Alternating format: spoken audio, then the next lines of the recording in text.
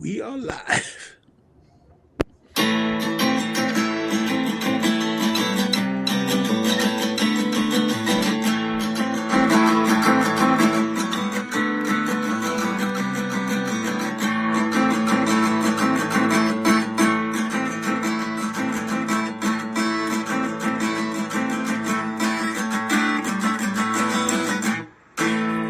Let's talk Jaws live, baby.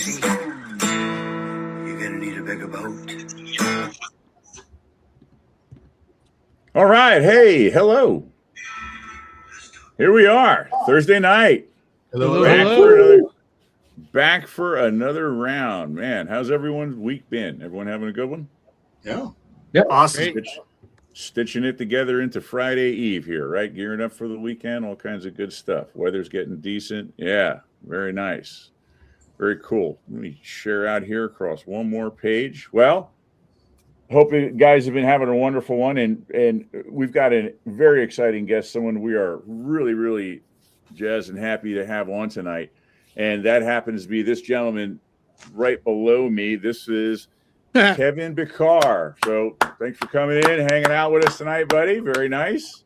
Thanks for having me, guys. Yeah, want to thank you for joining us here tonight and spending a little time and talking a little bit about you and a little bit about Jaws this evening. So Kevin comes to us from the media world. In fact, most of us has probably seen some of his work, seen some videos or movies, and not realize it. And I think oftentimes that happens. Anyone involved in production, I think you're aware of people and their work. You just don't make that connection. And so this is kind of cool.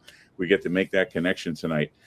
So Kevin is a multi-Emmy winning documentary director, but there's way more to him than just that. He's done directing, he's done shooting, he does some writing. He's got his hands into a movie. There's at least one or two documentaries that everybody out here has definitely stumbled across and has watched and is familiar with. So very cool. So there you go, Kevin. Yes, in fact, look at that. Yeah. Mike has it sitting right there, ready to go. So. That's one of mine. Yeah. Yes. I want to get a copy of that. How do I get a copy of that? I think through A&E. I think you're able to purchase through A&E. Yeah. Oh, cool. I'm going to do that then. Okay, great. Yeah, I believe. For the bio series, yeah. Yeah. Very cool. So, Kevin, give us a little bit of background on you. Like, where are you from? Tell us about your introductory to the animal kingdom and sharks, and a little bit of behind the scenes on you. Yeah, sure. Hey, again, thanks, guys, for having me on, and hello to everybody out there, and thanks for watching. I'm a product of New York City schools. I'm a public school kid from Queens, and wow. I got started filming sharks as I make shark documentaries. The same way I think a lot of you folks who are watching and everybody here on the panel got started with sharks is we saw this movie called Jaws, and instead of that's the one. But actually, that's so great you have that up there, Blue Water, White Death, because that's the first film that I saw. So I'm a kind of an old guy. So I think like 12 when I saw Blue Water, White Death. My dad was like a documentary fiend. He loved taking us to documentaries. We'd go see the Disney documentaries. They used to put them in the theaters, and he wanted to see Blue Water, White Death, which is about this search for the great white shark. And there's a great book called Blue Meridian also that's about Blue Water, White Death. So I recommend that to everybody out there. And I saw that and I was fascinated. And about 3 years later, Jaws came out. And like you guys, it didn't scare me. It did the opposite. It fascinated me. I wanted to know more about these animals. I mean, I don't know. How did you guys feel when you saw the movie? Well, I was, for me, I was just blown away. I was 12 years old when I saw it in Jersey City. So we're from the East Coast. I'm from the East Coast too. And I don't remember being scared. I just remember being swept up in the whole shark fascination with shark thing. And, thinking about it now, like the shark's not the villain in the film. I mean, the shark's doing what sharks do, so. Exactly. Yeah, it definitely, it was a it was a life-changing event seeing Jaws, 50 something years ago. But yeah, it opened up my eyes to sharks and what they can do and how great they are and how scary they can be. But that's what it did to me. Sure. Mike? I lived on the water in Florida, and I would see fins go past once a month, couple of times a month before I saw the movie. So I was completely fascinated by the movie, and I jumped out of my seat when Ben Gardner said, kind of broke on through and all that stuff. Right. The music was thrilling. Yeah, I was completely fascinated and wanted to see the movie again. So I moved to Florida the week Jaws opened, and I spent while my dad was getting things situated up north, I spent the summer with my grandfather. He lived in St. Pete, and he was like a bicycle ride away from the beach. So I would go to the beach, and I'd go in the water, and people go, "Hey, buddy, watch out for Jaws." Right. Like, I have no idea what you're talking about. But then for my 15th birthday, my dad took me to see it, and I there's so many things people always say, what is it about it? I can't, I'll second John, the music, the tension, the performances. It's just, to me, it's still the greatest film ever made, and it always will be. Yeah. Yeah. Now that's, I know, Nate, we've talked before. It's kind of the same with you. It didn't terrify you. It fascinated you, right? Oh, listen, 100%. I mean, definitely certain things terrified me. I mean, I can remember doing this one or two scenes, but I was so intrigued and so drawn to the animal because, number one, it's a real thing. This isn't a boogeyman hiding out in your closet or under your bed or whatever, a dude in a white mask chasing you through the woods. This is a real thing, and we are on the Eastern Seaboard. And, next thing you know, I'm going to school and I'm taking out every possible book I could find on sharks. And unfortunately, with the backlash of how people thought of sharks at the time, none of the books were good. It was all about, the death in the ocean, and my mom is getting messages from the librarian saying your son's taking out books you really shouldn't be looking at, And so, and still, I mean, to this day, I've always been intrigued. Would have loved to have ventured down that road professionally, but just realized it was above my pay grade. So yeah, no, well, that's what happened to me. I'm like you, Nate. I went to the library again. This is pre-internet, so I went to the library and took out every book and read everything, and I thought I want to become a marine biologist. And as I got a little older and through high school, I realized I was not going to be able to become a marine biologist when I kind of found out how much work you have to do, how much studying, and so. I made the determination, well, what's something I could do that doesn't include all that math, all that research, but not so much research, but the math and all this sort of problem solving and it was filmmaking. So I went to school for filmmaking and I turned that into a job at National Geographic. That's awesome. Yeah. And that turned into heading out and making films and eventually making shark films. I ended up leaving National Geographic after working there for 10 years and formed my own production company and ended up doing all genres of documentary films, but specializing in natural history and action adventure sort of documentaries. So that's when I was being sort of introduced there at the beginning. You've seen my work. Well, if you've watched PBS Nature over the years, you've seen my work. I've done 9 PBS Nature specials.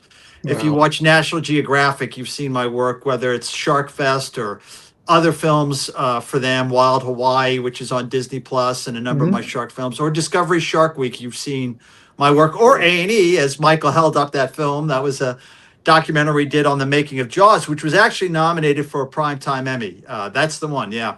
It was kind of a behind the scenes of the making of the movie, but we interviewed everybody, and it became sort of, we actually interviewed Spielberg and found out the trials and tribulations of that film. So between the Shark Fest films, the Shark Week films, the making of Jaws that we did, I also did a film on the 1916 shark attacks, which you guys know, and a lot of Jaws fans know is kind of one of the reasons Benchley wrote the book that kind of intrigued him, that story of a shark swimming off the coast. And Val, you know the story well since it took Oh, place yeah. right New off of New Jersey. Jersey. Yeah. And I also Ottawa did a Creek, film. Yeah, I did a film on the USS Indianapolis where I actually got to meet the real Quints and interview them about what that harrowing, situation was. Yeah, there it is, and talk to them about what it was really like being in the water. So I'm open to talk about all this stuff with you guys, whether Jaws, sharks, Indianapolis, anything you guys want to chat about.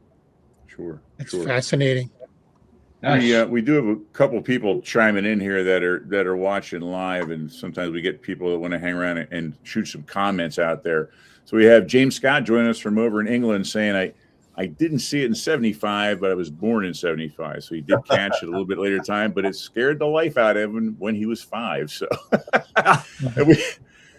we've got, but I have to tell you, like with us, and I can't tell you how many biologists I've worked with over the years on Shark Fest and Shark Week and other films who point to Jaws as the same thing, getting them interested in sharks, making them become biologists because they, like you guys and other people who are fascinated by Jaws, women, gals, everybody, you see this and go, is this real? And you find out, yeah, it is real. Yeah, maybe it's not,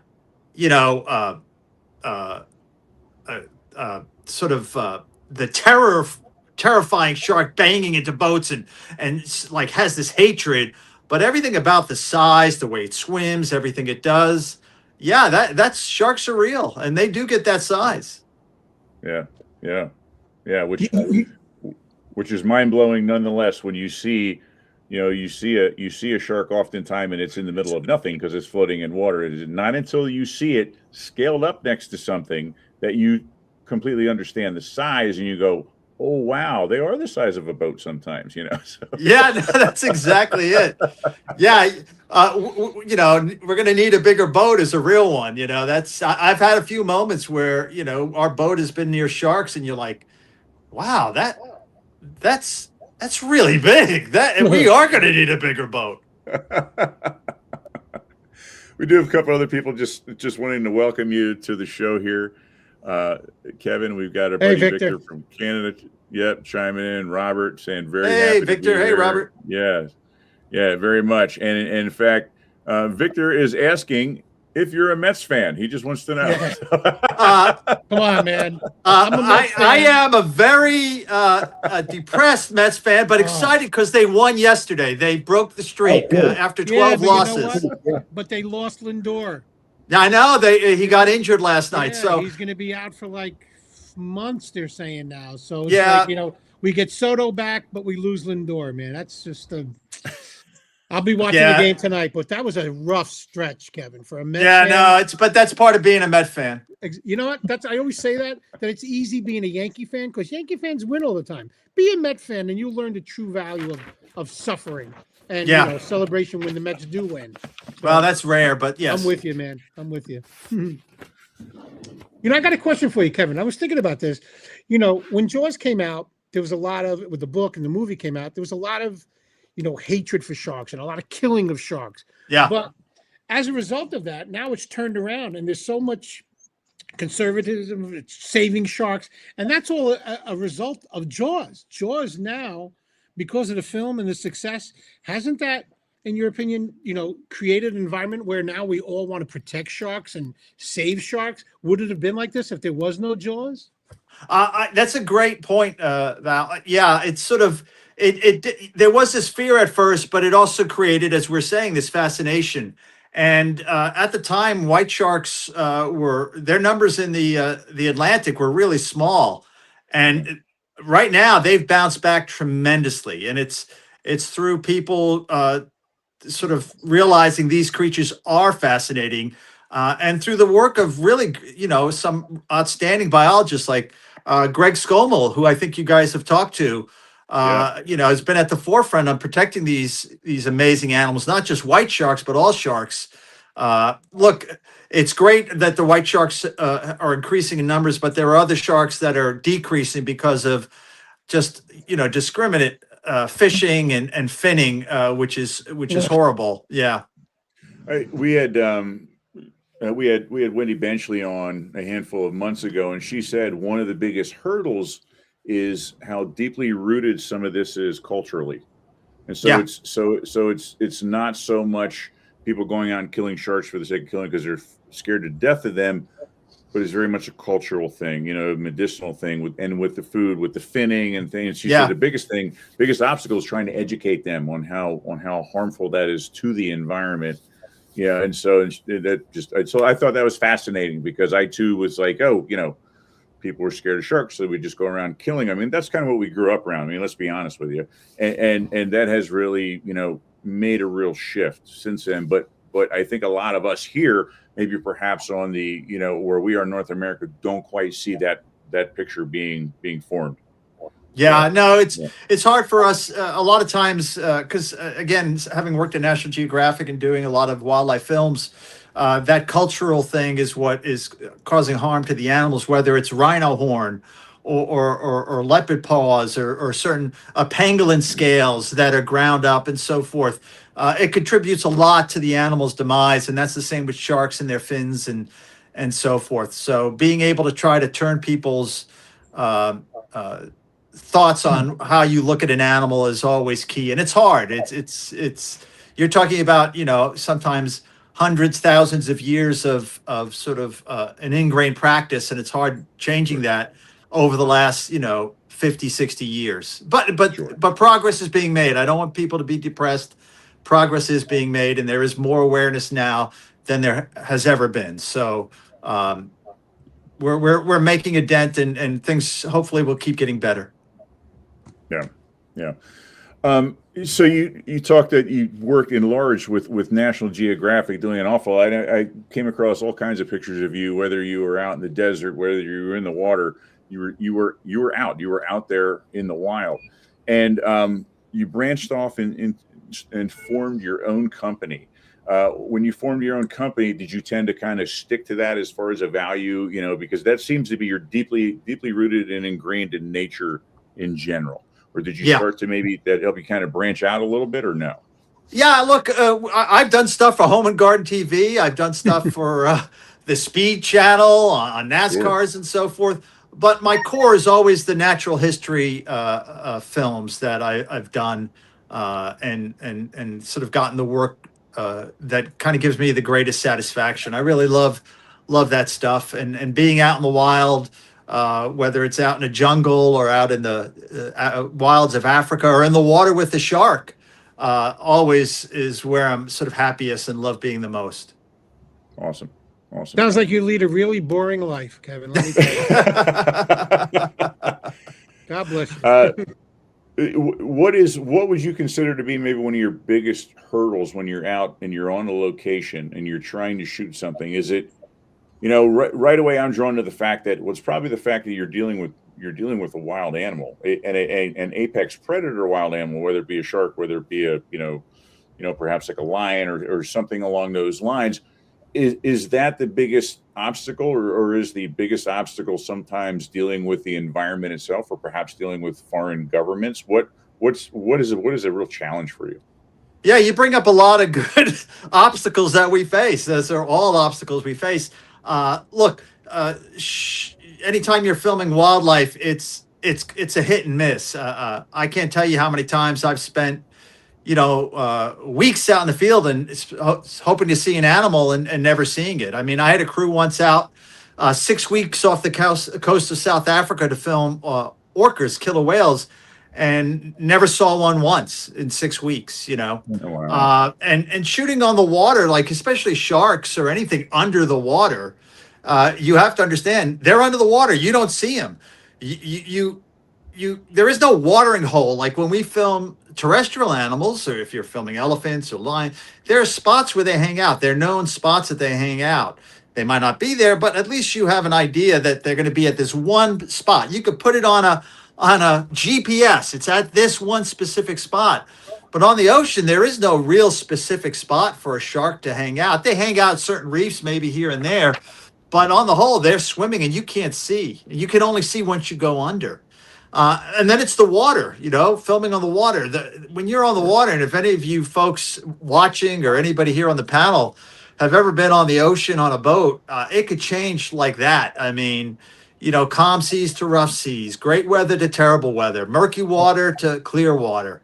it changes so fast. And there's a line, and this goes back to Jaws, when Spielberg said, "Hey, I want to shoot Jaws," and they were planning on him shooting it on the back lot at Universal. He was going to shoot it on the big, backlot water pond that's there in LA. And Spielberg was like, "No, I want to shoot it on the ocean. I want to shoot it on the water."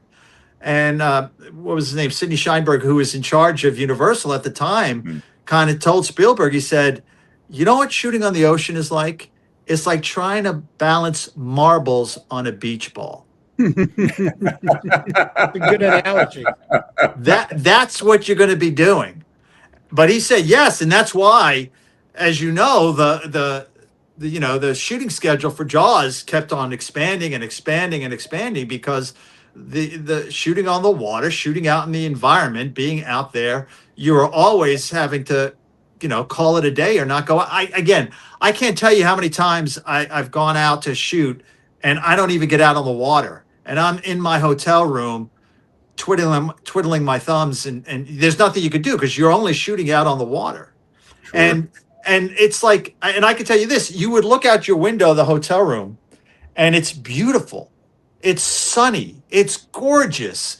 You think, oh my God, why aren't you on the water? But then when you go from your hotel room and you go out to the ocean, you're getting, 8-foot swells and there's a 30-knot wind. But when you're inland, it's a beautiful day. You go to the park, you'll sit around your pool. You think, oh, wow, this was the greatest day ever. One of the top 10 days.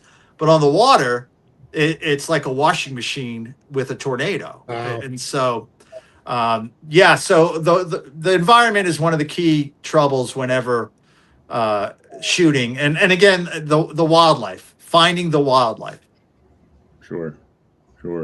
And I can imagine the amount of hours that you put together to come up with some of the footage that you have, which is spectacular in itself. I'm sure multiple hours for every 15 or 20 minutes or half hour or whatever that you get incredible shots go into that. And you must have quite the constitution, because I'm sure it literally becomes a matter of, well, we got to wait this out, or we got to go back and try it again. And so I think that's something that behind the scenes that a lot of us don't see, because all you see is the magic that you were able to produce and not what went into it. So yeah, what they say about wildlife filmmaking, it's literally weeks of sheer boredom punctuated by moments of sheer terror. There's no in between. No. You're just waiting, where you're behind, you're waiting. Days go by. Ah! There it is. What was your most like terrifying moment? What animal surprised you most? Or I've had a couple moments with snakes coming upon a fer de lance in the jungles of Costa Rica, and they're pretty aggressive, and they're pretty venomous, and a lot of times you try to carry the venom for the snakes in your area, but in some areas there are just so many venomous snakes you can't carry all that. So a couple moments with snakes. I've had a couple moments with the hippo charging and so forth. Never had a moment with a shark, to be honest. And it's one of those things. It's so funny, like, everybody has these conversations, and when you're on a boat or somewhere, when you're stuck in a blind or on a boat for 3 days, you start the old like, okay, what would you rather? Would you rather be by yourself in the Atlantic Ocean with a white shark coming towards you, or you're in the Alaska wilderness and a grizzly bear is rushing towards you? What would you rather? What would you rather? And I always choose the shark. I know I'm not going to outrun it or outswim it, but I'm not going to outrun a grizzly either. Right. And I just have a sense that if I could at least kind of do a matador move and get the shark to swim past me, I might be able to do something like, poke it in the eye or something. But with a grizzly, there's no matador move with a charging grizzly. You're kind of toast. Yeah. Everything it's not set up anything. I used to remember watching Wild Kingdom, and Marlon Perkins would be like, notice as Jim wrestles with the giant anaconda. But then 2 seconds later, Jim's back up, and it's like, All right, what happened? Something happened there. Yeah. You standing up. No, there have been some scandals in the past with wildlife filmmaking, but it's also a quick way to never get work again. If you're caught um, Faking faking it. something, then you're not going to get hired. Yeah. Yeah, They fixed yeah. it in post. Yeah. Well, why don't we pull in some of your footage? Let's pull in some of your Blitzkrieg Sharks for us, for everyone here to take a look at. How's that sound? Yeah, this is a behind the scenes. Okay, great. Here Cool. we go, guys. Cool. Beautiful footage too. Here we go. Oh, let me pull that. So in. there it is. Sorry about that. Get the sling ready, boys. Get the sling. Up, Willie. Our production team traveled to Dauphin Island, Alabama Sea Lab to film Marcus Dryman and his research into bird-eating sharks. Look at that. Holy cow. My name is Kevin Bachar, the director and cinematographer who filmed the action from above and below the seas, catching some truly amazing sharks. Whenever you find yourself in the water with these majestic animals, you certainly feel privileged. Being able to document the scientists as they carefully caught each animal was truly epic. And of course, I had the best view of anyone. One of the perks of being the cinematographer. All right, up, Willie. Of course, being there for the release when the shark swam away free and clear was super exciting. Okay, Willie. Look at that. Look at that. There she goes. Oh, yeah. Well done. I was joined by associate producer Steve Holloway for this shoot. Steve was the one who made everything run smooth. That's good. Willie, He that's kept us good. on schedule and made sure we got the shots. A drone was deployed during the shoot to catch some of the action from a higher angle. Wow. Piloting a drone over open water is not always an easy thing. At one point, the drone crashed into the side of the boat and lost one of its propellers. Fortunately, a spare was on board. We also filmed during the evening hours as Marcus Dryman's team continued to work into the darkness. As we found out, these man-made islands in the Gulf were bird magnets. At night, the oil rig stood out against the dark jet waters. Felt a bit Mad Max with the flames shooting out into the night sky. The rig's lights casting everything in a warm orange glow. In the end, the most exciting moment was when the bird feathers were found in the stomach of a tiger shark, and the transmitter was deployed on a known bird-eating shark, marking the first time that was ever done. Being there for the first time is what makes a National Geographic Wild show so special. Wow. Yeah. Very cool. And that kind of illustrates a lot of what you're talking about. It's not just you and your buddy rowing out so it looks like a good spot and somebody jumping in the water with a camera. I mean, you saw the team of people that were there. And, Oh, yeah.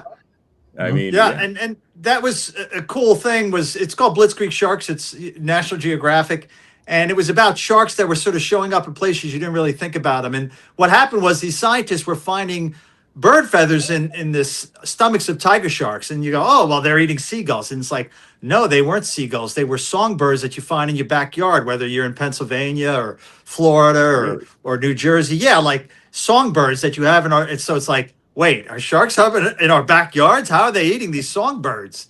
And what happens is, like, we don't realize that those songbirds that are in our backyards come the fall, they fly south, but they don't stop, in like Louisiana or Florida. They keep flying, and they fly over the Gulf of Mexico all the way down to South America.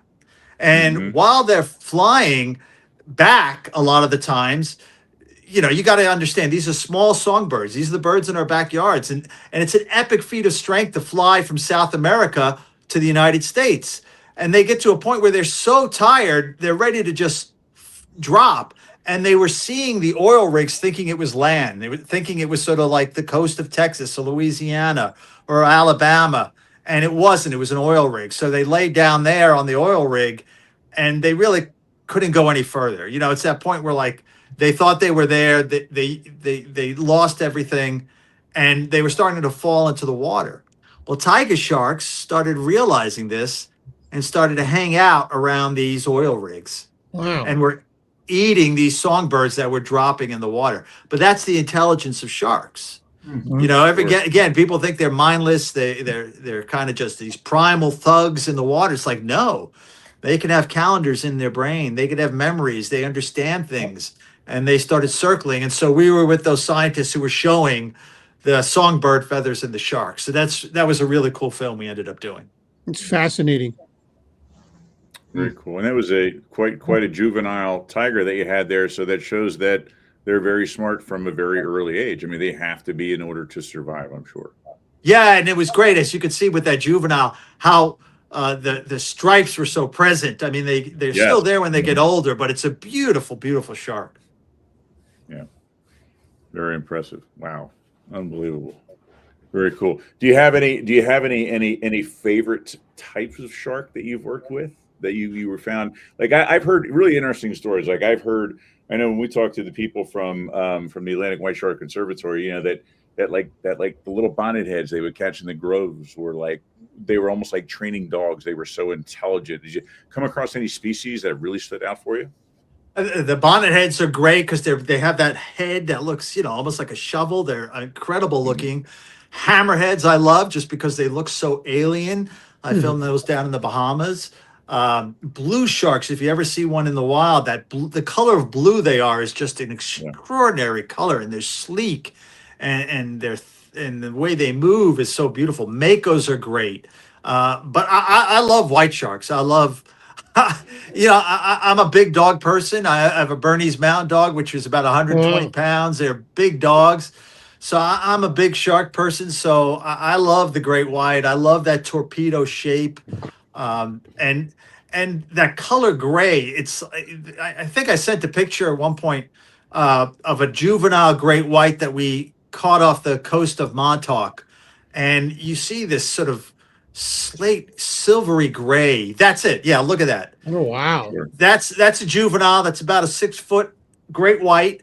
And as they get older, they get all these scars from these mating battles they figure out. They fight each other, and so you see all these terrible scars, but also it could be scars from other sharks that they maybe try to eat them when they were little, because juvenile white sharks will be eaten by fully grown white sharks, and they'll get scars from maybe if they attacked a seal and the seal bit them and so forth. And here's this juvenile, and this beautiful silvery gray. I mean, it's a beautiful, beautiful animal. I mean, look at that. How could you not think that's a beautiful animal? Yeah, it really is. Yeah, very pristine. Almost looks like you got 2 coats of clear coat that's been buffed out on him. I mean, he is just shiny and pristine, you know, like brand new, like a new paint job. I mean, really, yeah, very much so. Yeah, so he's about a year old. That's about a 6-foot juvenile. Wow. Cool. Incredible. Hey, a couple people kind of asking some questions and stuff. And Victor's asking 2 questions. He's asking, would you do sharks outside of the cage? And if you saw some of that footage, I think we kind of answered that question already. But then also he's asking, have you filmed tiger sharks at Tiger Beach in the Bahamas? I have filmed at Tiger Beach in the Bahamas, which is a spot off of Freeport.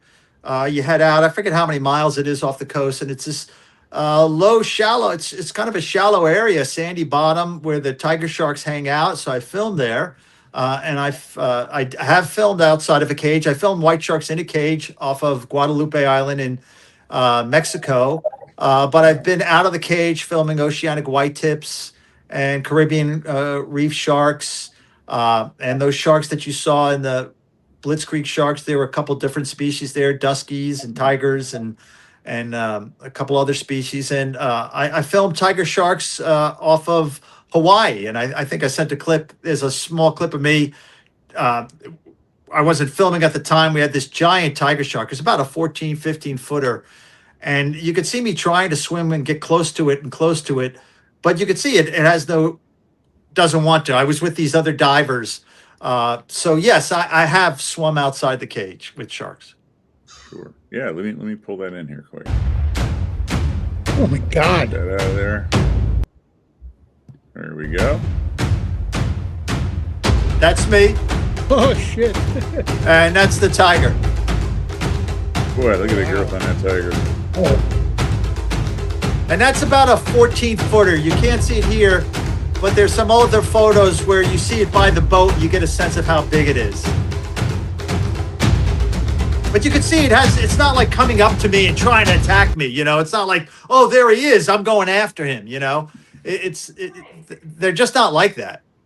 Are tiger sharks the second most aggressive species, Kevin? I mean, I don't, aggressive. It's up there as sort of the second man eater. It's usually Right. They usually go white Bull. shark, tiger, then bull. Okay. But the oceanic whitetip might have eaten more people than any of them because it's the one that lives in the middle of the ocean. And when you have shipwrecks, and they call it the shipwreck shark, when you have all these shipwrecks in the middle of the ocean or plane crashes, they show up first because of the way they're have evolved. They're in the middle of these oceans that are almost like deserts, and any noise or any sound and sound travels in the water really far, they go right away. They're very curious. So they're almost the first shark on a scene. So if you have a shipwreck or a plane crash, they're there first. And the famous U.S. Indianapolis story, that story in Jaws that Quint tells, is a true story. And more than likely, oceanic whitetips probably took most of the sailors in the USS Indianapolis. wow. Any of the Indianapolis sailors Go ahead, Mike. Any of the Indianapolis sailors you talked to, had they seen Jaws and they have any thoughts on it? Yeah, a bunch of them had. There was only one survivor left. I'm not sure of up to last year. I'm not sure if he's still alive. He was He was the last one. Yeah, they had seen Jaws. They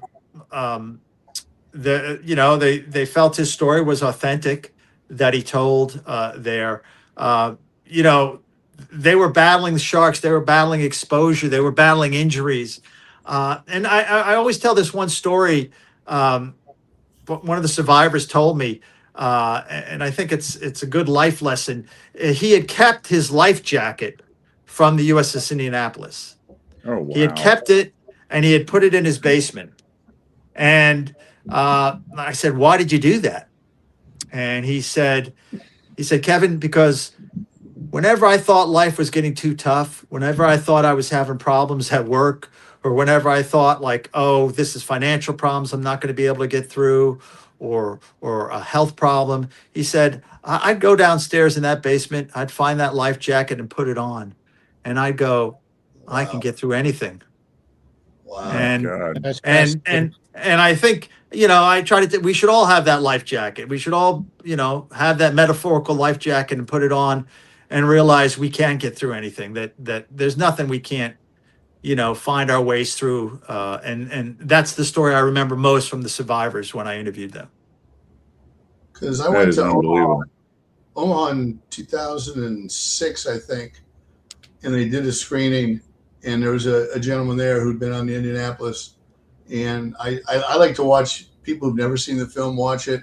So the theater they showed it had a balcony, so I was in the front row of the balcony, and I was literally above right where he was sitting, and to watch him watch that scene, I almost felt like, I almost felt like I was eavesdropping. I felt it was just so eerie because, to us it's a movie, but to him that was real life. Yeah, I mean, you kind of feel that way too when you watch something like Saving Private Ryan and you watch that first 25 minutes.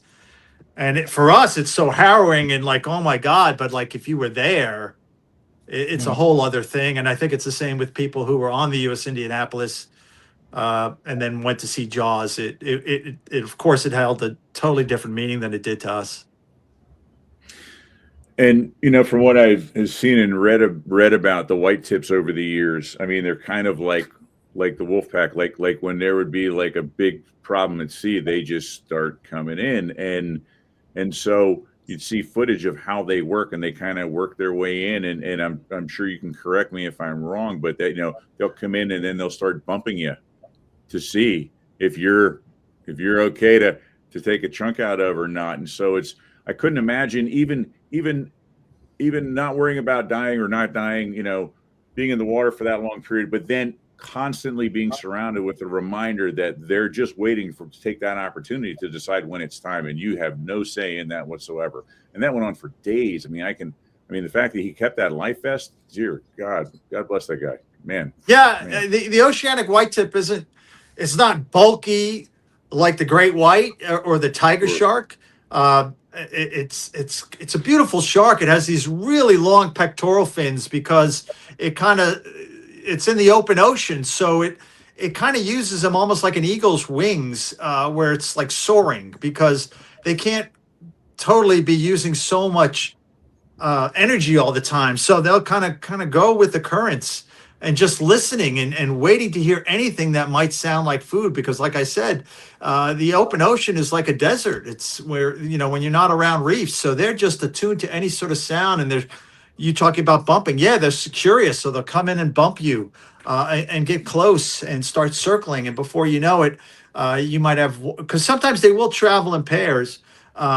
You get 1 or 2 and 3 and 4, and then you'll get what's called the feeding frenzy if there's enough food there or not. Yeah, I mean, there it is. Oh wow, look at those. Wow, they do. Yeah, look the like pectoral lemurs. fins. Yeah, Wow. and see what's kind of cool there in that shot. Those are the pilot fish who hang out with them because they're in the middle of the ocean too, and they're like, if I keep hanging out with this oceanic whitetip, I finally might get some tidbits and morsels and stuff. So you'll be in the middle of the ocean and see these pilot fish hanging around with the oceanic whitetip all the time. Wow. Wow, incredible. Yeah, and they generally run like what? Like is it like 4 to 6 feet in length? They can get a little bigger. I think they can get up to 12. Oh, no kidding! Wow. Yeah, but they're not that bulk of the tiger or the bull or the great white. I mean, they're Sure. even at 12 feet, they're going to be a sleek sort of silhouette, Wow. Sure. like a jet plane almost. And one of the things we did a film called World's Most Dangerous Shark for National Geographic, and to show how curious they are, we sort of sent underwater speakers really deep because they can go to really deep depths. One of the prey that they feed on are a squid. And they've wow. seen sort of the suckers of squid, giant squid on the side of these sharks. Oh, really? Yeah, and so we put the speakers down and we played sort of loud noises to see, and of course, what came in? The oceanic whitetip, right away. Wow. Mm. Yep. Fascinating. Very impressive. Yeah. And you were talking about time spent investigated, in and around Montauk, and it obvious that's very synonymous with that big time great white territory there. And my understanding is that is not a breeding ground, but I want to say that's where the young will come in to kind of hang out. Isn't that right? Almost like a nursery at certain times a year. Yeah, that's a great point. Yeah, so I live on Long Island, which is a Long Island. It's the largest island in the United States, and it's it's 120 miles long, and on the western end, it's Brooklyn and Queens is part of it. Right. And then you keep going, and it narrows, and then it gets to a fork. There's a North Fork and a South Fork, and on the South Fork is Montauk Point, and that's where Benchley spent time and got to know and found out about sharks and the shark fishing out there. He met with Captain Frank Mundus, who, right there he is, the man on the right there wearing the yellow shirt, not the one holding the shark, the one kind of pointing. That's Frank Mundus, and he's this famous Montauk fisherman for shark fishing. He's caught, I think it's still the record for the largest shark caught on rod and reel. It was like a 2,000 pounder. And when you're in Montauk, I sent some photos. There are these sharks everywhere you go. There's, sharks hanging off, like models of the sharks that Frank caught. Everywhere you go, they're there. And that's where Benchley got the idea for writing Jaws, and Captain Quint kind of is based on Frank Mundus, who he didn't have the boat called the Orca. His boat was the Cricket 2. But I did a film on Montauk for Discovery called Spawn of Jaws, because it's what you said there, Nate. It's kind of a nursery for the small white sharks that we saw. We showed the picture earlier. They kind of hang on off the shore there, right where people swim all the time, because they're afraid to go when they're that small. They're afraid to go out in the deeper water because they will be eaten by sharks like that. See the one right there in that picture? Is that We'll a eat small white? juvenile. Is that a great white? Yeah, that's a great That white. is Yeah. Oh, that Yeah. is, or I should say, was the Ooh. IFGA world record. They took the record from him, not because the shark wasn't big enough, because there was controversy because he caught it while he was feeding off the carcass of a dead whale. I believe. Yeah, That's there's why a they shot pulled his too of record. there's a famous shot of the dead whale there, and Yeah. like his partner there's like standing on the whale, you know. So it is still the largest, and so we were there filming where these juveniles hang out in the shoreline, right off the Hamptons, right off of Montauk, and they're basically traveling off of Montauk. Uh, they migrate. They migrate now to There's a couple of those sharks. So that's off the shot with the boat where you're going to say, oh, I need a bigger boat. That's Holy about cow. that's about a 14 or 16 footer, 14 footer Wow. right there. And that's off of Chatham in Massachusetts, Yeah. off of Cape Cod, where they're having this tremendous influx of white sharks because of the seal population. And that shark to the right is a great white taken off a underwater camera, a remote camera. And I think that was off of Montauk. And so they migrate from to the north. If people aren't familiar, sort of, Massachusetts is and Cape Cod is just kind of north of Montauk, maybe 100 and some miles, and they migrate up, and then they migrate down past Montauk and head down, usually like South Carolina. They'll end up in Florida every once in a while, but it looks like they go down around South Carolina, so forth, and they keep on migrating up and down through the spring and then the fall back down. And we were filming that migration and trying to sort of put tags on the sharks. Wow. Sure. And what's cool is sharks live so long, like that shark there, that could have been a shark that Peter Benchley saw when he was writing Jaws. That the lifespan of a shark, especially a shark that size, could be 50, 60 years. Wow. Which is amazing in itself. Yeah. Yeah. Yeah. I geek out quite a bit, and I have one or two of the trackers on my phone and sit and, track the ones that are tagged up and down the coast, the migration. And I know just on the Cape alone, you talked about how much the numbers have come back. I know that Greg Scowell from up there mentioned that, 10, 15 years ago, they would be lucky to come across, 24 or whatever. And now they're certain that it's somewhere in the neighborhood of, I want to say like 300 to 400 that come and reside for the summer. And they're thinking possibility it could be as far north as 800. They just simply don't know. Yeah, and it's really cool if you get on one of those migration maps. You'll see them go up and down, and then they make this sometimes they make this turn and they go out towards the Atlantic, and they hang out, and you see sort of them circling, and there's no land there or anything, and you're wondering what's there. And if you looked underwater, you'd see these seamounts, which are basically old remnants of volcanoes, and they hang there because the fish are hanging there. But when you look at it from just a flat map, you're like, what are they doing? They're just circling in the middle of the ocean. And no, it's sort of like they're going where the food is. There's always a reason why they're heading someplace. Wow. Very interesting. Yeah. I grew up a fisherman and a lot of bass fishing and stuff, and it's a very cover and structure oriented fish. And so I would assume that's kind of what, they find an area that draws the fish in for whatever reason. And that's why they go where they go. Otherwise, they wouldn't be around very long. So that's exactly it. I mean, whenever you see these white shark migrations, because you'll see them also sort of sometimes on the Pacific that, they do the migration up and down the California coast going down to Guadalupe, which is the seals there, and they'll stop off, and there's seals off of San Diego. There's seals off of the Channel Islands. There's the Farallon Islands off of San Francisco with the seals. And then sometimes they break away and they keep heading west, and it's to Hawaii, and they'll travel thousands of miles across the Pacific to get to Hawaii because, again, there's food there. There's a place in the Pacific too called the White Shark Cafe where they're just starting to figure out why they're hanging there. But my guess is always it's either food or mating. Animals always head somewhere because there's a reason, there's a purpose. Sure. Wow, impressive. Yeah, and I always read about the red triangle off the coast of California. Exactly. And, yeah. Yes. Yeah. Yeah, and the Farallon Islands is part of that red triangle. Yeah. Yeah, I had an aunt that lived out there, and she was in San Diego, and I would go out to visit, and she would say, we don't ever see them out here. And I said, okay, I'll sit here on the beach and watch the surfers and see. Yeah, no, I sent you a picture of me swimming with sharks. I'm surrounded by sharks. I don't know if you got that photo. I'm in the middle of the water, and there are like 3 sharks swimming around me. I believe. Yeah, go ahead. Yeah. I'm sorry. I'll track it down and bring it in here. Yeah. Sure.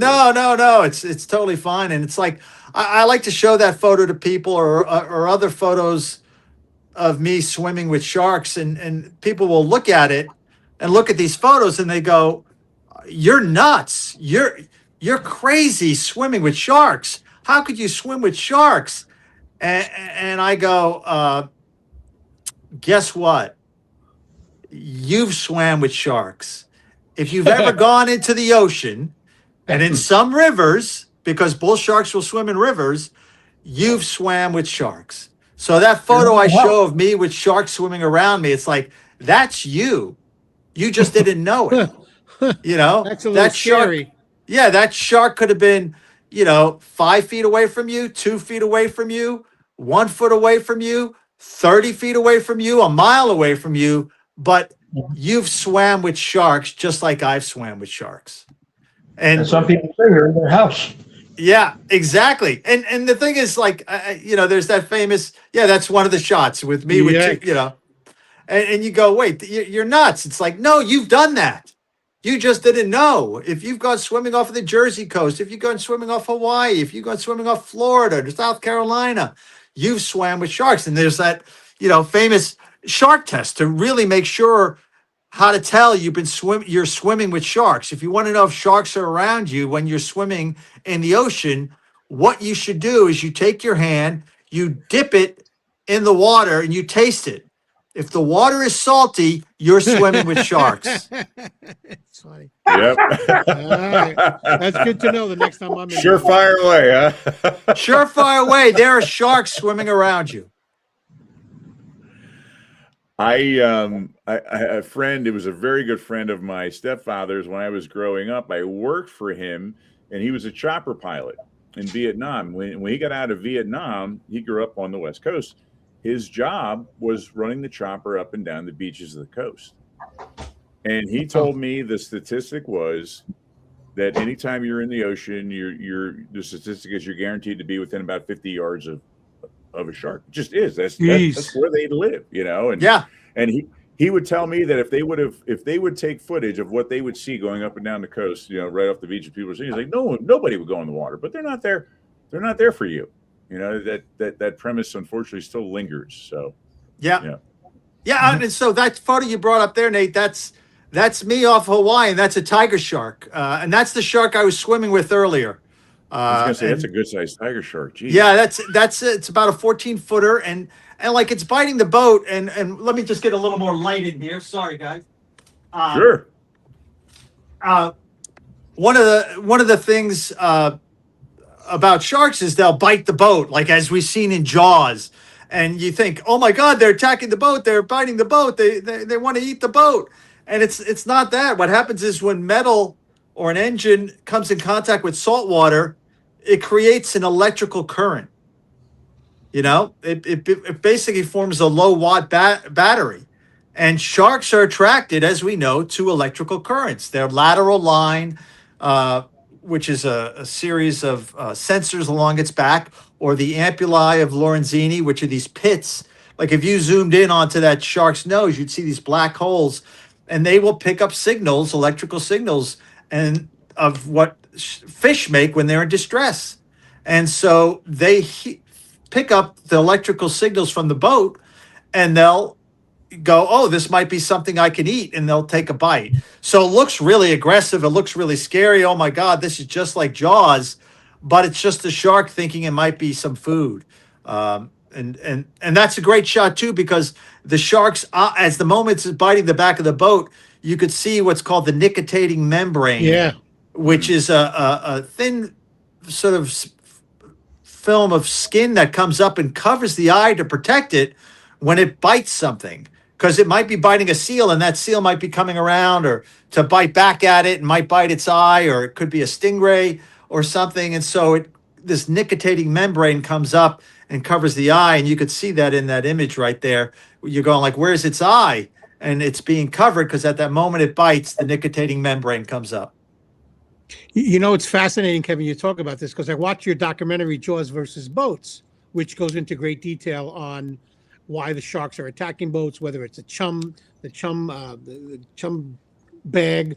And if you watch the documentary, guys, they do a test where they put two units in the water, one emitting electricity and one not emitting electricity. And you see all the sharks swarming around this device that is shooting electrical current into the water, which was fascinating. Yeah. The two boogie boards out in the water, yes. One with it, one without. And yeah, the sharks are attracted to it. They're also just attracted to the sound of the boat engine because they know that means fishermen or fisherwomen. We all fish. And that means, oh, I might get some bait. Oh, there might be more fish coming around. Oh, they might have a chum bag going. So that's, again, the intelligence of sharks. They hear a boat engine and they go, oh, let me check that out. That could be, easy food for me.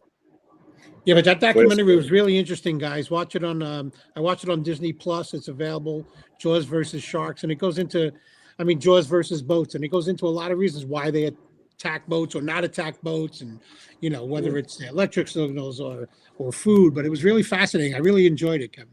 Oh, thanks, Val. Classic Pavlov theory of conditioning, right? Yep, yeah, exactly. Very, very much. Yeah, very cool. Vic, some comments kind of have been kicking in here. I do want to pull up some of their pretty relevant. It says, Kevin, you were lucky to survive a meet and greet with a tiger shark that size. That's a pretty big chunk of fish right there, boy. I'll tell you what. Yeah, I see it as I was lucky to be able to share some moments with that animal. Not so much lucky, nothing happened to me because, again, shark attacks are really rare. Yeah. It's unfortunately it's hard to get past that stigmatism and probably not speaking for myself, but speaking for myself, that to this day I will go and get in the water. But we go up to Cape Cod like every other year, and we're up there, and now, on top of, growing up watching Jaws, now watching every documentary I can get my hands on. And the last one that I saw on the Cape was called After the Bite. It's about the resurgence of the great whites. I'm going, yeah. Man, I just, it's still there. Unfortunately, I'll go out. Like I said, I'll go out in the water. I am not going out and going for a big swim. As a matter of fact, I would often get up first thing in the morning.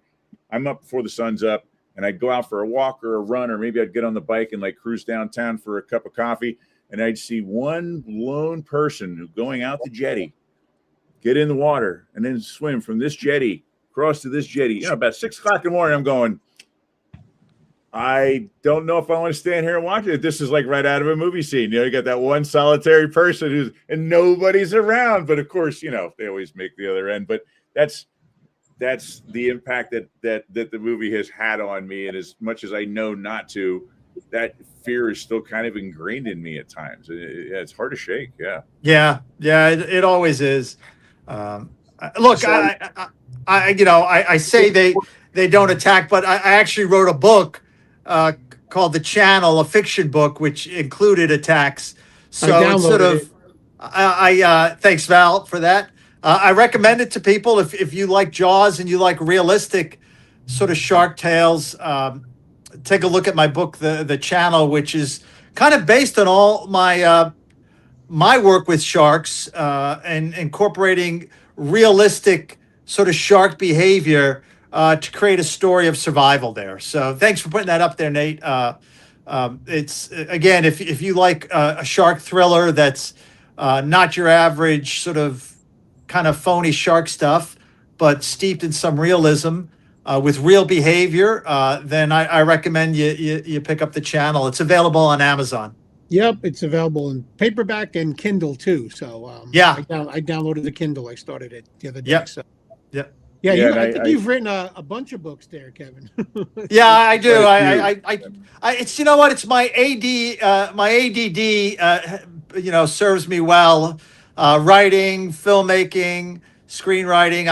It sort of like fuels the part of me that never wants to stop. Very cool.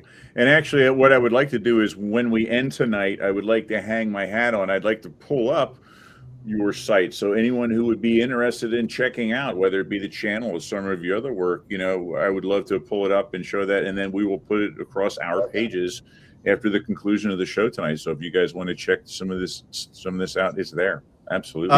Sure. Thanks so much, guys. Really appreciate it. I'll share it across our TikTok page too. So yeah, without a doubt. Yeah, and you know what? You have a little promo here. Why don't we pull that in for your book? Cole had to outswim the shark to make it across the channel. 50 years after Jaws, a new shark thriller on Amazon. Nice. Very nice. With the appropriate knockoff Jaws theme. That's okay, I'm also interested in your short horror stories, that you got a few books out with a collection of short horror stories. That sounds interesting to me too. Yeah, they do well. I'm lucky with that. Thanks so much. Check those out too. Yep. Yeah. Check them all out. Nate, and you sounded so disappointed when you talked about the guy swimming from jetty to jetty. You said, and he always makes it.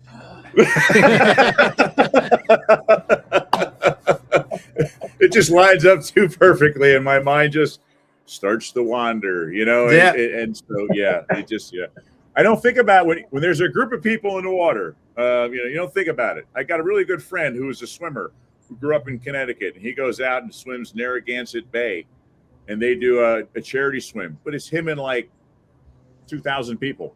I wouldn't worry about that as much, but you're out there by yourself, Yeah. And think about a lot of the films and a lot of the movies, and that's usually what it is. It's a solitary moment. It's like wrong place, kind of wrong time. And it's not a villain. It's a predatory creature who's doing what they're good at and honing in on what they realize. And that's not a threat, and it's going to be an easy meal. And so it's just kind of luck of the draw, really. Yeah. In fact, Victor's even mentioning here about 15-foot tiger shark in '83 that killed a couple of people was what the reef was based off of, which was absolutely. Yeah, I mean it's funny. I mean, I think bears attack more humans and maybe killed more humans in the United States than sharks, but everybody thinks the bear is so cuddly. We get the little stuffed animal, teddy bears. Oh, look at the little bear. No, nobody's giving their kid the stuffed shark animal. Well, some people are, but not like the teddy bear. There's Winnie the Pooh. There's Kung Fu Panda. Sure. So Kevin, what do you think of the other shark-related films? Like, what did you think of the Jaws sequels, or like The Shallows, for instance, which I think is a great film? I didn't like the Jaws sequels. I didn't like any of them. To be honest, I did like The Shallows. I really did. So did I. And there's a shark film. God, I forget the name of it, but it's actually kind of cool. It's like a tsunami hits, like in Australia, I think, or somewhere. Bait. It's called Bait. Yeah, Bait, and they're trapped like in a 3D. Supermarket. It's terrific. It's really good. So I recommend Bait too in terms of a shark film, and the first 47 meters down, I think is kind of fun. Okay, cool. That was done pretty well. It really was. Yes. Yeah. Yes.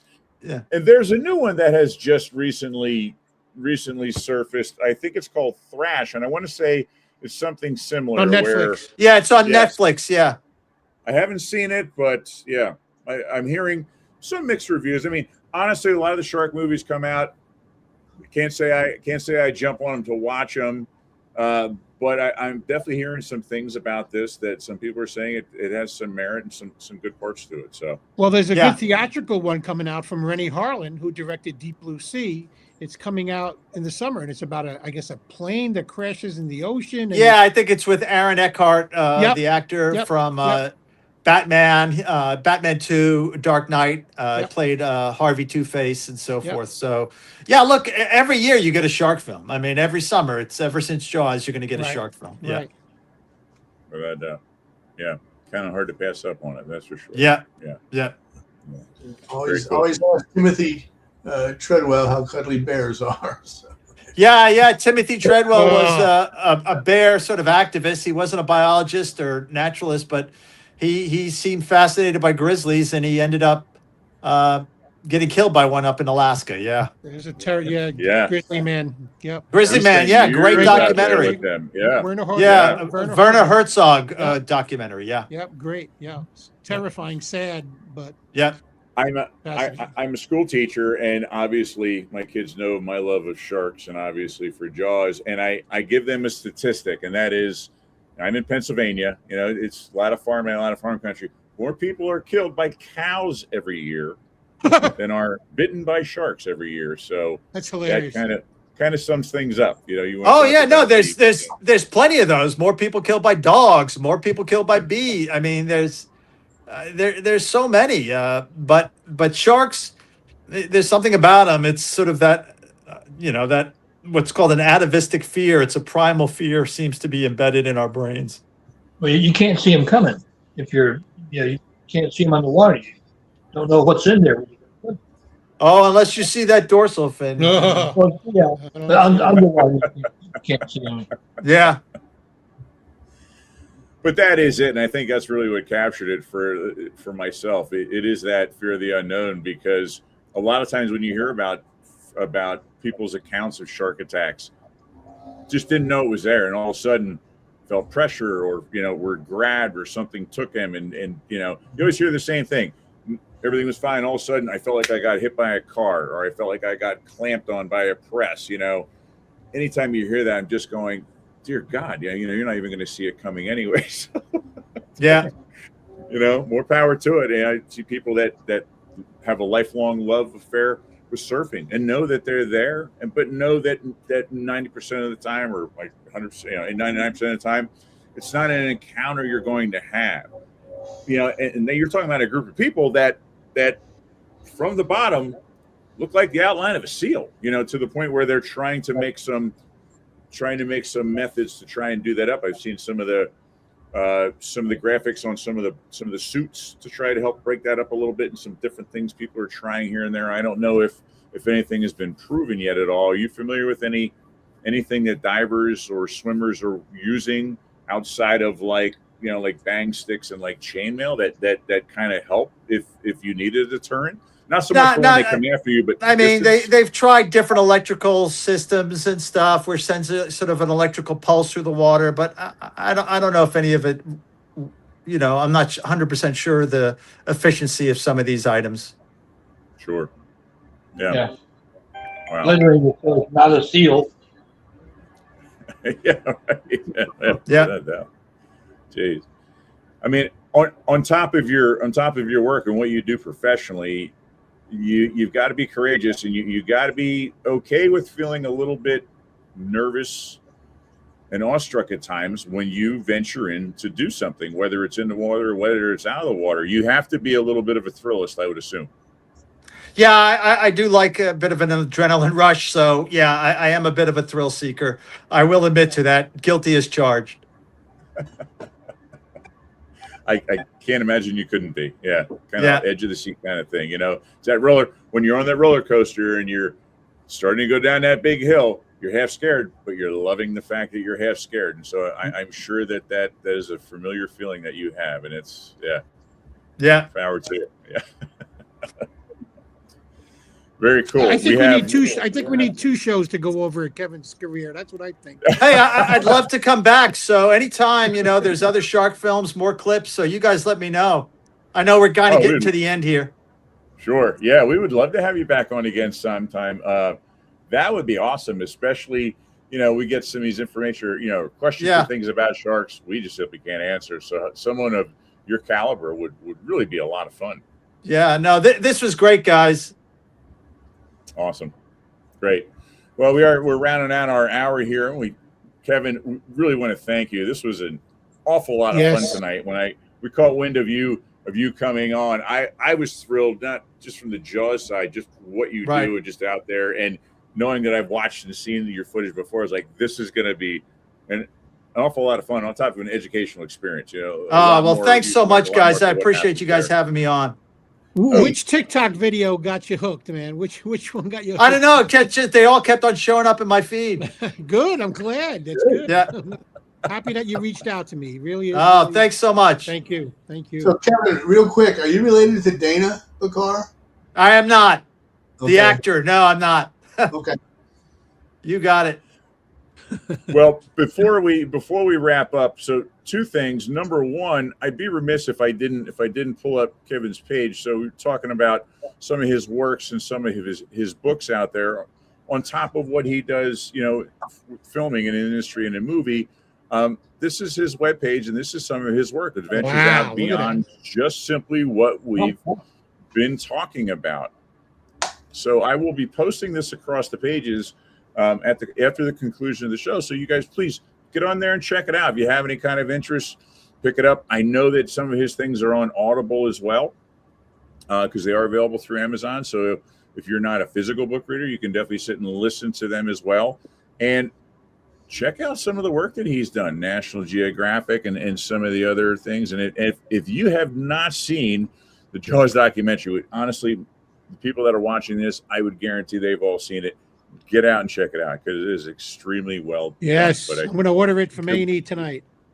Did want to broadcast that out and put that out there for you, my friend. And again, really appreciate you coming on and spending your time with us. It's been a magical evening here. Thank you, Kevin. And, thank you. Thank you, guys. Thank you very much. And if I could ask just one favor of you, one thing we don't do here is we don't say goodbye. So the way we wrap up is we let Quint take us out with a little bit of farewell, and we do a little fins up instead of a goodbye. So if we could spare you of a couple seconds of that, we would love that. We want to thank everyone for joining us tonight. Thanks for coming on, hanging out with us, and have yourselves a wonderful weekend. Thanks, Kevin. Thank you. To you, fair Thank you, guys. ladies. Thank you very much. Well, and adieu, you ladies of Spain. For we've received orders for to sail back to Boston, and so nevermore shall we see you again. Good night, everybody. Good night. Good night.